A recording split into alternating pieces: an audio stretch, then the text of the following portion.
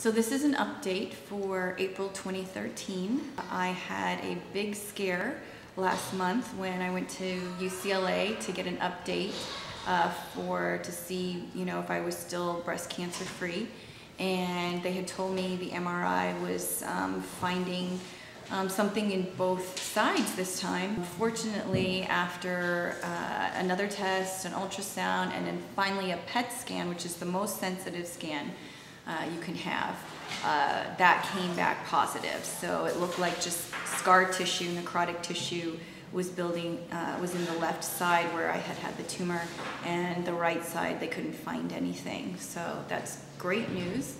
And that means that I am 2 years cancer-free and 3 months after doing alternative treatment. I was originally diagnosed in a few days before Christmas in 2009, and I came home after work one day, and I always had a lot of kind of pain in my cysts in my breasts, and found a big hard rock-like lump on the inner side of my left one, and I started crying because I knew what it was, because I hadn't been eating healthy for years. I didn't drink water for 10 years. I hated water. I still hate it, but I drink a lot of it now.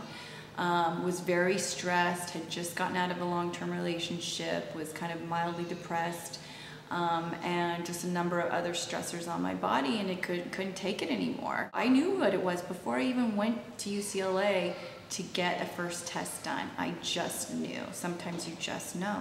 They tested me, the ultrasound, MRI, said it was positive for ductal carcinoma in situ. It was at the earliest stage, which wasn't bad, it was stage 0, and it was still contained to the ducts. But I didn't want to do anything invasive. Just like my grandmother, who had cervical cancer in her 60s, she did the Hoxsey treatment, herbs and juicing, in 6 months, went back to the City of Hope, and was cancer-free. She lived to be a beautiful 93 years old, died of old age, and very happy.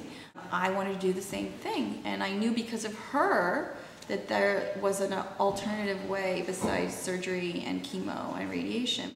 After 8 months of looking, my tumor, I couldn't find anything that I was comfortable with that insurance would cover, and my tumor tripled in size. It went from 2.5 centimeters to 8.5 centimeters. My parents told me I was playing Russian roulette with my life. I tried to go and set up the surgery appointments. I went and visited the surgeon, and I just couldn't walk through those doors to get the surgery done. I couldn't do it. Something was holding me back. As a journalist, I said, I'm going to put more research energy into finding this. This is my life. I was working full-time, coming home, spending hours online, tired after work, just looking for something. I finally found something that insurance would cover, Blue Cross covered, and it was in Culver City, called Valley Cancer Institute, and it was hyperthermia with low-dose radiation. I didn't like the low-dose radiation, but for it to be legal here in California, that's what they required. 3.5 months later, with treatment Monday through Friday, I was cancer-free. My MRIs came back clean, my PET scans came back clean. I praised God, and I said I'm going to try and help as many people as I can to not have to cut this off or cut that off. Do it the easier way first, if you can. The easier way on the body first. I've learned so many things, and cancer has been a blessing to me. Changed my life in almost every arena, and I am happy and healthy and alive today. One of the amazing blessings of having cancer is that it turned my life around. I juice now, and I had a chronic sore throat for 4 years before I found the cancer, because my body was just falling apart and I didn't recognize it. They wanted to cut my tonsils out, they wanted to do everything, I didn't let them do that. And I juiced for 6 days, but on the 3rd day of this juice fast, it was a chronic condition I had for 4 years, was gone in 3 days, and I was mad that all the specialists I had gone to never even thought to ask me, have you drank water in the last 10 years? Have you eaten a vegetable or fresh fruits, recently? Because I hadn't.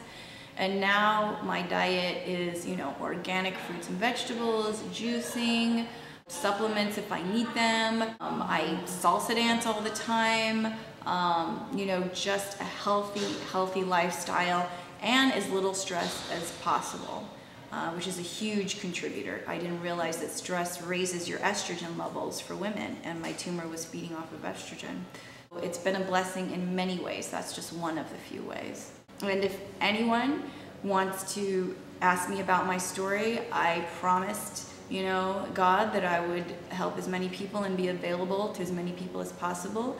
You can email me. My name's Leslie Parrilla, so my email is LES, and then my last name Parrilla, P as in Peter, ARRILLA @gmail.com. And my cell number is open to any cancer patients anytime. You know, 2 in the morning is fine. I know what it's like. I was crying at those times too.